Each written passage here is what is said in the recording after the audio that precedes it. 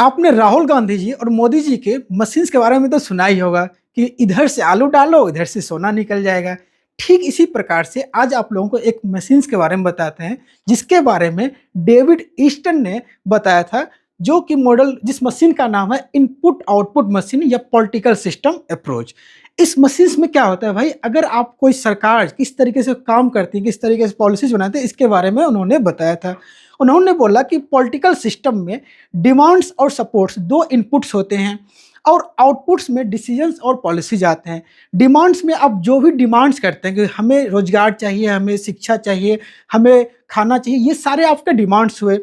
और डिमांड्स में एक बात का और ध्यान रखा जाता है कि सिस्टम पे ओवर स्ट्रेस ना हो जाए, आप कुछ भी अनवांटेड डिमांड ना मांग ले, कुछ भी आप ना मांग ले। इस वजह से यहाँ पे पॉलिटिकल पार्टीज और गेट कीपिंग का एक रोल होता है। इसके बाद जो ये डिमांड्स जाते हैं सरकार के पास, सरकार इसको देखते हैं कि जो डिमांड जायज होता है उस डिमांड को पॉलिसीज के रूप में या अपने डिसीजंस के रूप में बाहर लेके आते हैं, जिसको कि हम लोग आउटपुट कहते हैं। फिर ये आपके एनवायरमेंट्स में जाते हैं, यहाँ पे फिर लोग फीडबैक देते हैं कि भाई ये डिमांड्स कैसे हैं, अच्छे हैं, बुरे हैं। लोग ट्वीट करेंगे, सोशल मीडिया के थ्रू, कैंपेनिंग के थ्रू रैली करते हैं। जैसे किसान आंदोलन के विरोध किया गया था, उस तरीके से रैली किया जाता है कि डिमांड्स अच्छे हैं, ये जो पॉलिसीज आए हैं अच्छे हैं या बुरे हैं।